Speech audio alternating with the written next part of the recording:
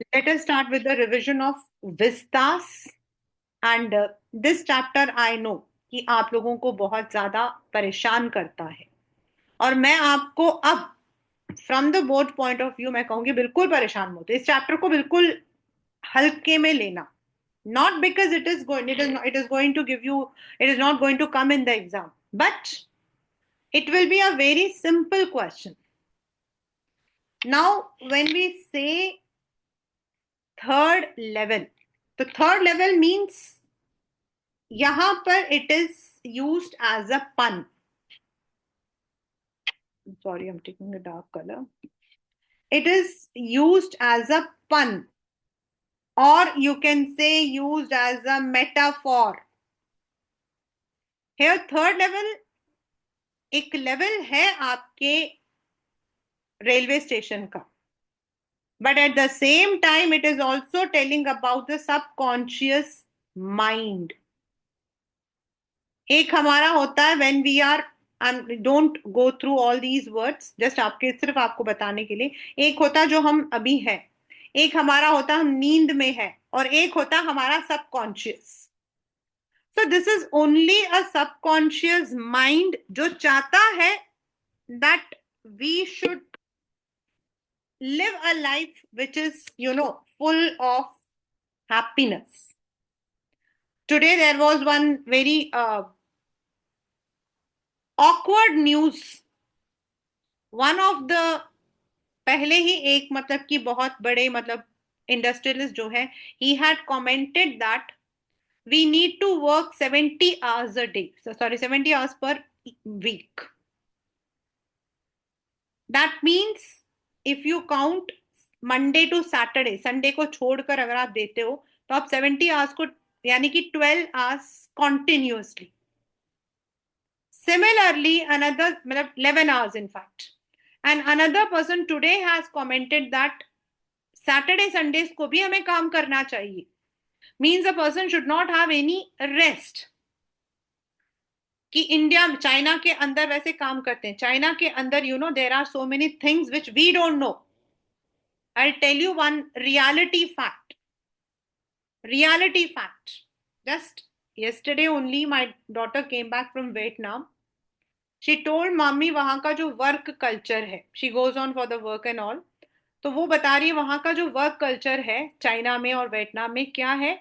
They don't work after 7 o'clock. हाँ, morning 5:30 वो उठ जाते हैं, and shops are open at 8 o'clock, but they close, and after that they are in, जैसे हमारे इसमें है ना चाहे इसमें थर्ड लेवल में वो बाहर बैठे रहते हैं, खेलते हैं, मतलब कि not the mobiles and all, they are leisurely. तो there is a culture of work everywhere. If they are working for that much time also, लेकिन वो लोग इवनिंग अपने आप फ्री रख लेते हैं.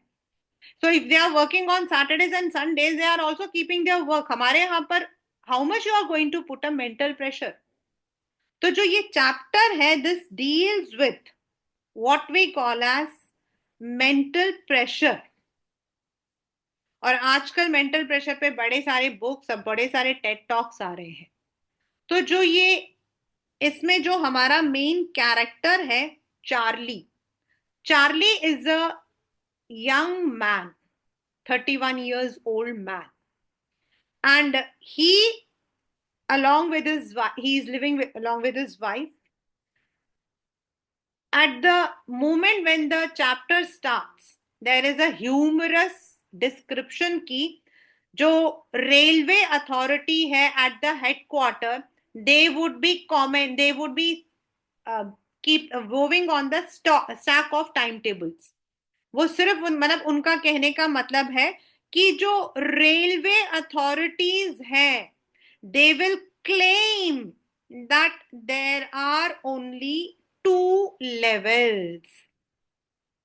There are only two levels. उसमें कुछ नहीं है. वो कई बार आरटीसी में आता है, स्टूडेंट्स कहते हैं मैम वो क्या है, मतलब कुछ, उनका कहने का मतलब है आप किसी से भी पूछोगे तो everyone will say that there are only two levels, but he challenges, वो चैलेंज करता है कि he has witnessed a third level.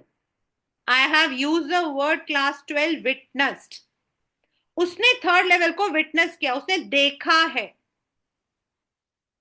तो नाउ उसके जो फ्रेंड्स होते हैं, हिज साइकेट्रिक फ्रेंड, ही मतलब ही हैज मेनी फ्रेंड्स, उनमें से एक था सैम जो साइकेट्रिस्ट था।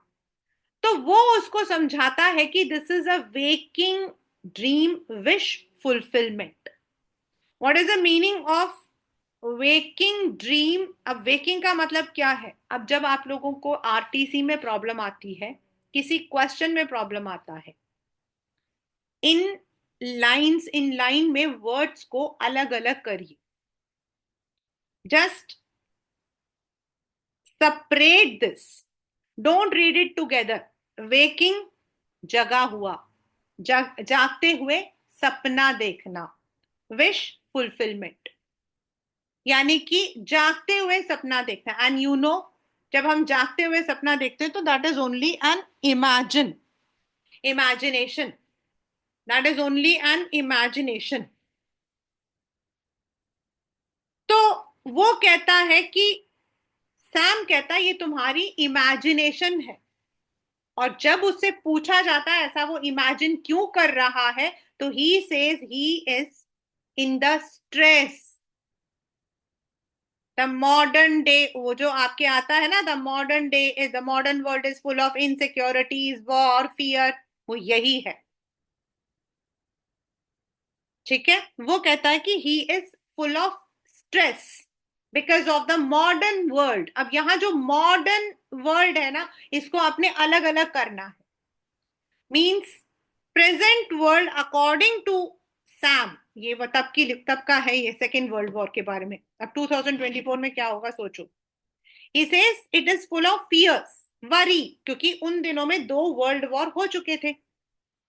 And war brings only miseries, war brings only troubles. तो कहते हैं वो स्ट्रेस में उसको ऐसा इमेजिनेशन हुआ।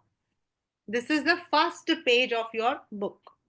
नाउ अब आगे चार्ली जो है वो डिस्क्राइब करता है कि जो जब वो जो है वापस आ रहा था घर, when he was coming back, he was in a hurry to go back to his wife Louisa, enjoy the time. तब उसको ऐसा लगा कि he is somewhere stuck.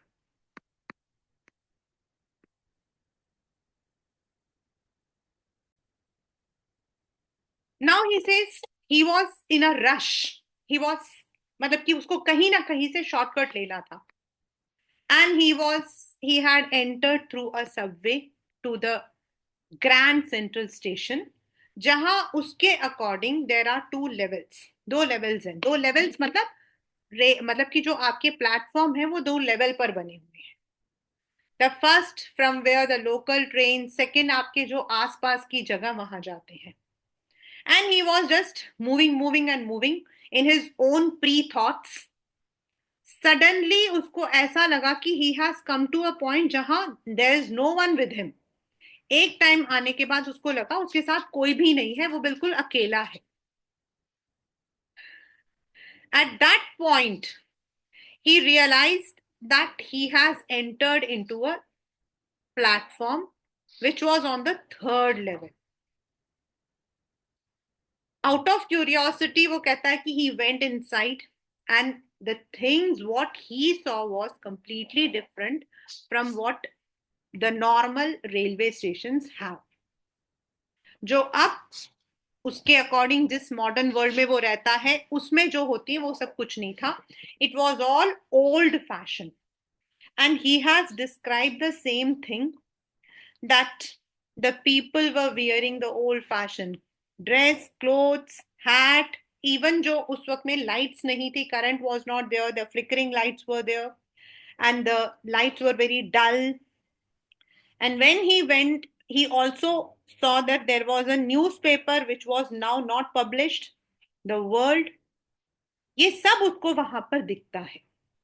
Whereas जो वर्ल्ड जो न्यूज़पेपर था वो एक्चुअल में उसने जो है एक्चुअल में ही had seen in the library.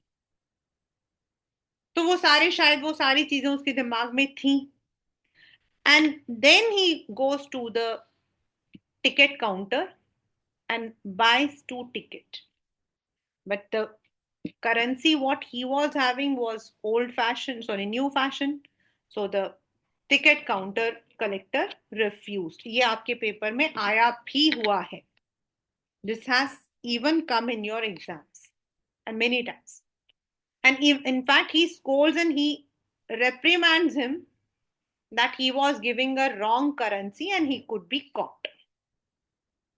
अब वो जो है वहां से बाहर आ जाता है. He comes out. And after that day, he never found the third level because third level तो exist करता ही नहीं था, तो कैसे आएगा उसके पास. लेकिन he is dead sure that there was one, and maybe जो ग्रैंड सेंट्रल स्टेशन है, जो मतलब कि आपके स्टेशन जो मतलब कि वेज है वो इतने सारे हैं, कंफ्यूज है कि may be he is not able to find. In fact, he even gets all his savings and changes it into the old currency. Olden currency में उसको change कर लेता है कि जब मुझे मिलेगा I'll take up the ticket and I'll go back. अब जो next हमारा जो इसमें आता है कि why he wants to go back to Galesburg. Why not to any other place? दुनिया में तो बहुत सारी चीजें. Why does he want to go? Because that was the place where he had spent his childhood. And he had a very pleasant childhood along with his grandfather. वो अपने grandfather के साथ वहां पर रहता था. उसके जो grandfather थे उन्होंने उसके अंदर स्टैम्प कलेक्शन का जो हॉबी था वो भी उसको इनकलकेट किया था. So he wanted to go back to the same era when there was no tension. आज से 10 साल बाद आप सब ऐसा ही बोलोगे कि मैम काश कि हम लोग वापस आ जाए अपने स्कूल के अंदर, वो टेंशन बेटर था. तो that is what he want to go, that is why he wants to go back to that area. And उसने उसको जो है डिस्क्राइब किया है कि that was a time when people had a leisurely life. They sat, they spoke to each other, they enjoyed their evenings, there was no hush, there was no hustle and bustle, and that time was the one he cherished. अब ऐसा करते करते जो है he is trying to find out, he is not. In the meanwhile, as per your chapter, Sam suddenly disappears.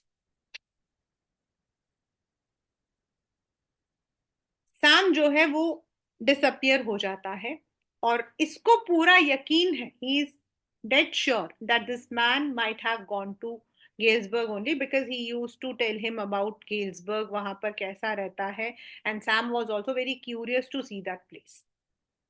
And therefore he makes this, वो अपने आप ही ये assumption बना लेता है कि Sam must be in Galesburg enjoying the day. And इसको और मतलब कि श्योर करने के लिए there is one कि while one day he was looking into his almirah and all, he found a first day cover. Now again it's a 2-marker question, that what is the first day cover about. The first day cover is a general simple envelope in which the stamp on the day when it is issued is stamped over there. उसको mark करने के लिए it is send through the post. अगर हम खरीद के लगाते हैं तो उसमें डेट मार्क नहीं होगा, और उस जमाने में होता था कि वो किस दिन the stamp has been issued. Normally the stamps are issued on specific day. तो उसके लिए the people used to self, मतलब उसको जो है एनवेलप में डालकर सेल्फ एड्रेस पर भेजते थे, and that used to be blank. According to Charlie, it was not blank, there was a letter. Now here it comes. हमेशा बच्चों को लगता है कि मैम वो एंड वाला पार्ट इतना डिफिकल्ट है, तो उसमें डिफिकल्टी तो है ही नहीं.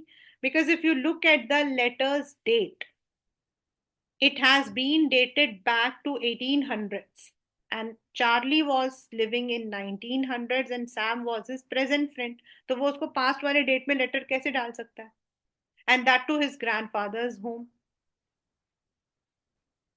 According to that letter, Sam had found the third level. He had gone to Galesburg through that third level only, and he was enjoying the evenings over there.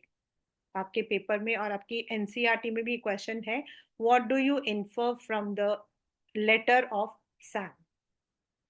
तो आपको इसमें इन्फर मतलब जस्ट आपको उसमें क्या कंटेंट लिखा था वही बताना है। And the content is that he had found the third level and through that he had already reached Galesburg and he was waiting for Charlie and Louisa to join over there. The main, as I said, is third level is all about escapism, जो हम already पढ़ चुके हैं कई बार, we have revised. And escapism means escaping from the worries, stress. Now there are two things. One is escape forever, but it is not the solution. We want to escape, but we want to go to some place, some area जहां शायद जिस area से शायद हमें सबसे ज्यादा सुकून मिला था। That can be the place where we spent our childhood. That can be a space where we had gone for some vacations. We have heard ninth standard में, अभी आप लोगों को याद नहीं होगा मुझे पता है, ninth standard में we have a poem and it is the lake of Isle, I think ऐसा कुछ है, the lake of Isle, वो हाँ Northland, the Isle lake of Northland, नहीं the Isle lake of something like that, अभी मेरे को एकदम confuse हो रहा है। That poem also has a similar theme. That poem also has a similar theme because उसमें भी वो जो पोएट होता है, he is too tired of the present life. He doesn't want the life of what was going in the urban areas. He wanted to go back to that place जहां पर वो अपने बचपन में रहता था। We have similar theme even in our ninth standard. I don't know how many of you are now remembering that. तो जो ऐसे हमारे जो मतलब when we remember these we come to know that life is completely complex. और definitely जब complex होता है तो हम परेशान तो होते ही हैं, और परेशान होते हैं तो हम कहाँ जाना चाहते हैं? मम्मी की गोद में जाके सो जाना चाहते हैं, है ना? या फिर हम ऐसी जगह पर जाना चाहते हैं जहां पर हमें कोई परेशान ना करे। आजकल जो है what we call as retreats are there, meditation retreats are there.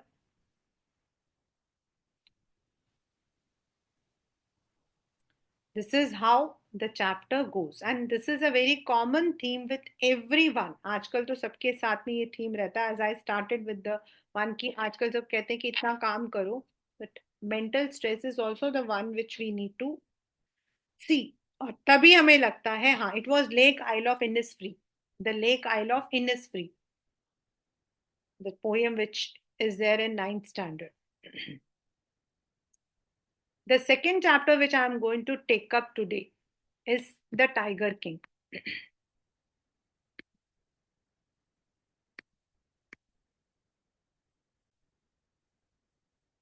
Tiger King is an indirect comment, a satire on the people who are in political powers.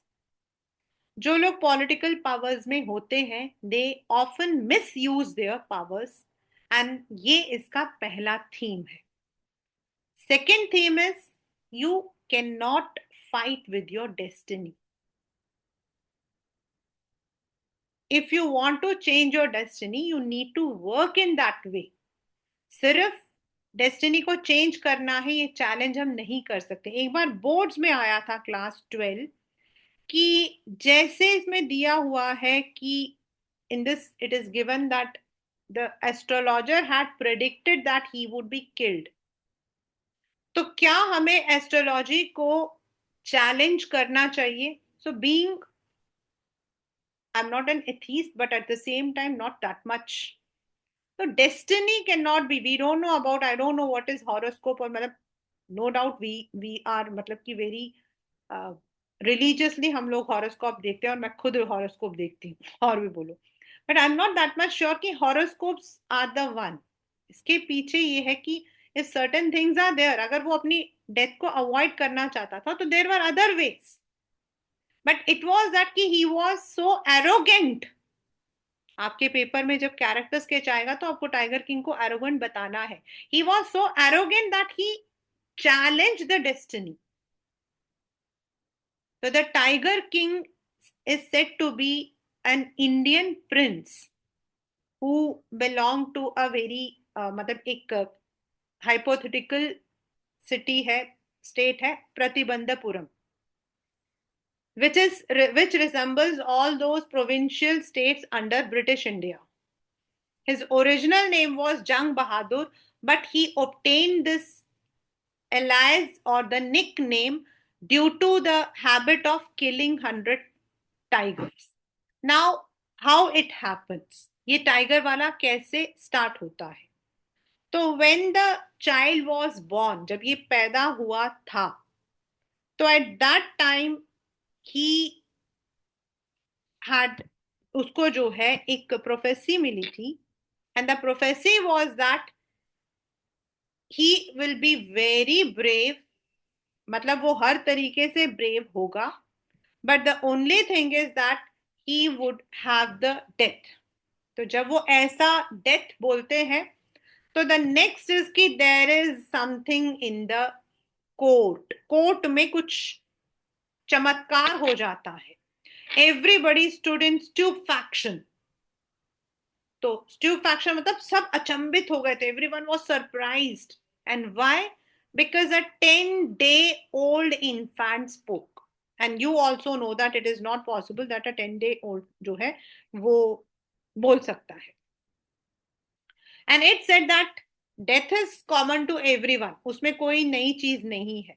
he wanted to know how he will die, तो उसने बोला कि according to the astrology tiger seemed to be his enemy and that he would be killed by a tiger.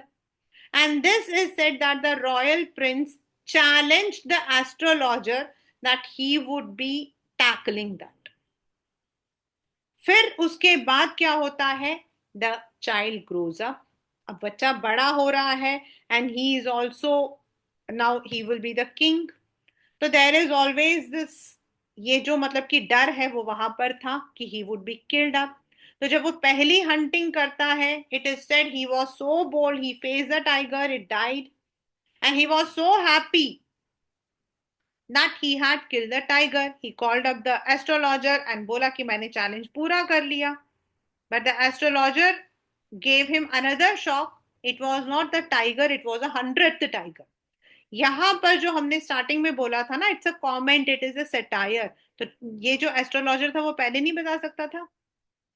Now seeing this danger, the tiger king makes it sure कि उनके जो area है वहां पर कोई भी और टाइगर को ना मारे, ताकि वो 100 टाइगर्स खुद मारे। So there is a state proclamation, आपके पेपर में आया हुआ है कि what was the state proclamation? Proclamation means a notice, an announcement that no one is allowed to even put a stone on the tiger, and if it is done then their wealth will be confiscated। अब इसका क्या मतलब था? Tiger पर आप पत्थर मारोगे तो आप वेल्थ ले लोगे। तो this is how misuse was there ना। अब वो जो है आराम से उसको करना है। It is said that this tiger king जो था, he had been completely under the influence of the British। अब यहां पर इन्फ्लुएंस क्यों है? मतलब वो इंडियन बातों को विश्वास नहीं करता था। he was taught by an English nanny, watched English movie, drank English cow। ये जो वर्ड्स लिखे हैं ना, दिस इज जस्ट कि he was completely westernized। अगर पेपर में आरटीसी में अगर आपके आ जाता है तो इसका मीनिंग ये है कि he believed in the western culture where they don't believe in the astrology and all। अब स्टेट प्रोक्लेमेशन हो गया है, उसने अपना जो है टाइगर हंट का जो एक्सपेडिशन है वो स्टार्ट कर दिया है, and one by one he starts killing the tigers in his area.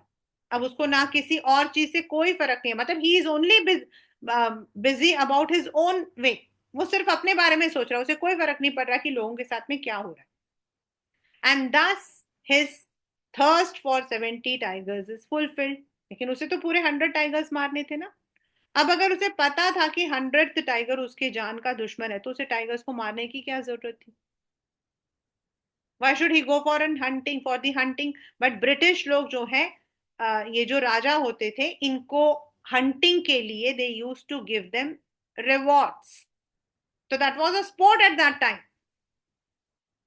Today we say that the tigers are dwindling, the tigers जो पॉपुलेशन है वो खत्म हो गया है, लेकिन these are the results.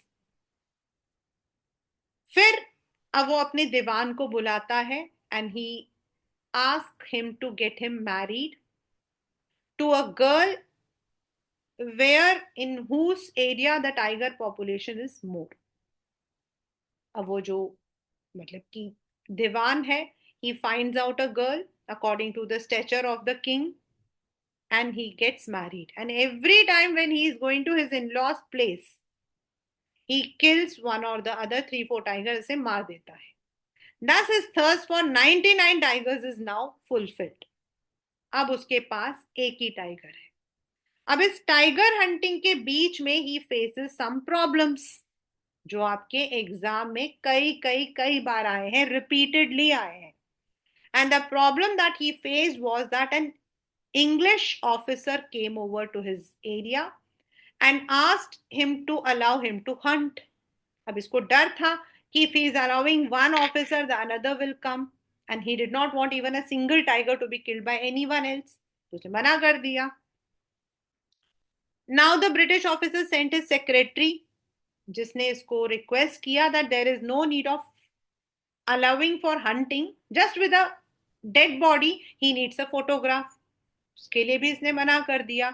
but at the same time annoying a British officer at that period was very dangerous। he was in the danger of losing his throne। ये आपके पेपर का क्वेश्चन है कि why was the Maharaja in danger of losing his throne। अब उसे बचाना था, तो how did he save it? To please the officer, he ordered some diamond jewels from a very famous jewelry from Calcutta, and gave it to the British officer's wife। अब जो उसको लगा that she might be keeping 2 or 3 rings and returning back, but she kept the entire jewelry and just gave a thank note। Though he had spent lakhs of rupees, उन दिनों में lakhs है तो सोचो आज की डेट में क्या है, yet he was satisfied that he was able to retain his throne। तो इस तरीके से पावर को मिसयूज किया जाता था। तो अब ये प्रॉब्लम्स उसके बीच में आ ही रही थी। एक प्रॉब्लम पहले आई थी कि 70 टाइगर्स थे, उसके बाद प्रॉब्लम आई ब्रिटिश ऑफिसर आ गया।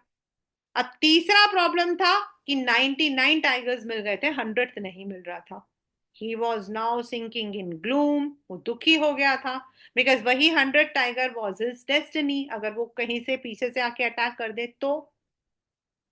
एंड ही अनाउंस कि anyone who gets a tiger will be rewarded। अब लोग आपको पता है ना लालची होते हैं। There was a village which claimed that they have a tiger, and that is because they are, why they were sure, क्योंकि उनके यहाँ पर जो शीप थे वो गायब हो रहे थे। अब राजा जो था उसने पूरा रिवॉर्ड दिया, उनको बोला कि the taxes will be exempted. दीवान वॉज अगेंस्ट, लेकिन उसने सुना नहीं। Now when the tiger was not found, तो वो और गुस्सा हो गया, उसने कहा इनको डबल कर दो टैक्स। एंड दीवान जो है उसने उसको समझाया that if he doubles the tax or uses with the मतलब कि with the provincial government था, मतलब they were under the British, तो जो इंडियन नेशनल कांग्रेस है वो इन पे नाराज हो जाएगी। तो उसने कहा सबसे पहले तुम्हारी नौकरी जाएगी।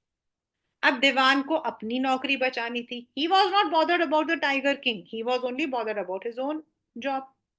तो he arranged a 100th tiger which was very very very weak, old and very stubborn. ये आपके पेपर में 2011 या 12 में आया था। What kind of tiger was arranged by the 100th tiger, sorry by the दीवान? It was a weak, old and stubborn, yet the tiger was arranged and put it in the jungle। अब tiger king को लगा कि it is in the jungle only, तो वो जो taxes waxes वाली थी वो सब चला गया और उसको 100 टाइगर को मारना था, and he killed, and he ordered his courtiers to bring that carcass, उसकी जो डेड बॉडी है, in a large procession to show people that he had conquered his death. Later, when the courtiers went over there, they found that the tiger was actually unconscious. He had fainted, not dead. और डर के मारे उन्होंने उसको खुद मार दिया, because they did not want to annoy the tiger king. Now the tiger king doesn't know that he has not actually killed the 100 tiger. And जैसा वो चाहता था वैसा प्रोसेशन हो गया, डॉम बन गया. Now he wanted to spend time with his family, his kingdom, and he bought, actually he did not buy, he brought a toy for his son. क्योंकि जब वो दाम पूछने गया, when he went to ask the price, and the price was quoted by the shopkeeper, he said it is a gift from your side. लेकिन वो जो toy था वो भी एक टाइगर ही था, wooden tiger. The wooden tiger which was an it was carved by unskilled labors. जो बांस के टुकड़े होते हैं, the quills, QUILLS, quills, they were piercing out, वो बाहर आ रहे थे, कांटे. And while playing, one of the slivers, slivers मतलब आपके जो आपके कांटे होते हैं, that went into his right thumb, causing septic, and later the surgeons were asked to come to treat him. अब surgeons आए, and they said they have taken out the, मतलब उन्होंने क्विल को तो निकाल दिया है, स्लीवर को तो निकाल दिया है, but they could not save the king. Ultimately, the man who was playing with the life of 99 original tigers was killed by the 100th tiger, which was of course a wooden tiger.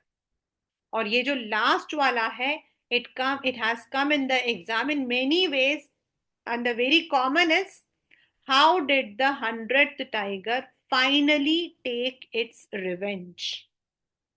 दूसरा, though the 100th tiger was a wooden tiger, yet it took its revenge. तो यहां revenge जो word आया है class 12, वो इसीलिए क्योंकि he played with the lives of 99 innocent tigers. तो जो उसके डेस्टिनी में लिखा था वही हुआ. तो this is the chapter the tiger king. The main इसमें चैप्टर में जो मैंने अभी बीच में जो क्वेश्चंस बताए थे, like the coming up of the British officer, how he saved it, why the Maharaja was sunk in gloom, what was the 100th tiger, then जो पहले आपको बताता what was the miracle that happened in at the court, and what was the state proclamation. These are some of the very common questions that you can expect in the 2 marker. और जो theme है, like it is a satire, then destiny. Third is the 100 tiger was a wooden tiger, yet it took its revenge. ये आपके जो है long में आ सकते. Now one doubt was there, and which I am taking up for everyone in the common, that many students are facing problems when it comes to the RTCs. So first thing is what I wish to tell each and everyone, that when RTCs come, RTC का मतलब होता है you are analyzing the paragraph or the stanza which is given in your exam.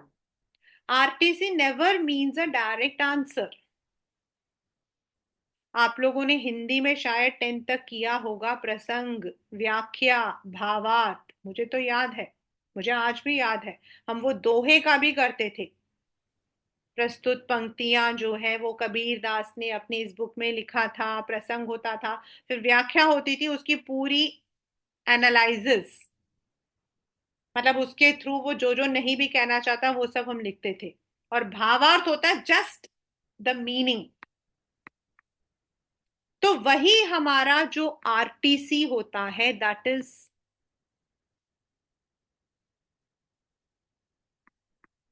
That is what we, मतलब कि हम लोग जो है समझते हैं in RTC. Now earlier RTC was confined only to the poems, but now RTC is part of our prose also, यानी कि हमारे जो चैप्टर्स होते हैं उनमें से भी हमारा आरटीसी आ जाता है.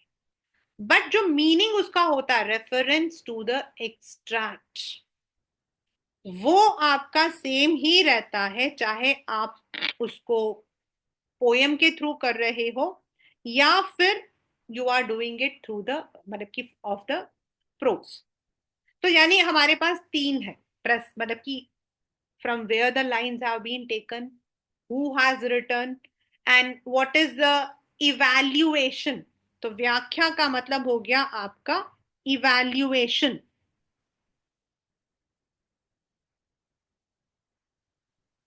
एंड जब ऐसा कुछ आता है तो don't go with the entire passage or the poem. As I said, उसको तोड़िए. इफ इट इज पोएम, हर लाइन को तोड़िए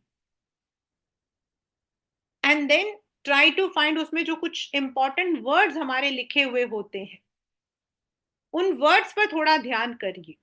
and then while you are answering, take that help of that and answer करने की कोशिश करिए. देखिए बच्चा, if you are doing anything in the hasty manner, ओ इसका तो मुझे मीनिंग आता है, वो थर्ड लेवल में मैम ने बोला था इसका. अब मैंने जैसे आपको थर्ड लेवल में बोला था, it is a waking dream wish fulfilment, तो उसको अलग करिए. वेकिंग और ड्रीम यानी कि जागते हुए सपना, उसको एक साथ लेने के बजाय उसको अलग करके देखिए. And then try to find exactly what does it convey. It will help you out. That is the tip for answering the RTC type. There is one question which says that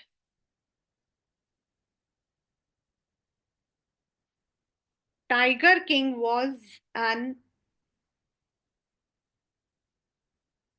autocratic and whimsical king. Explain.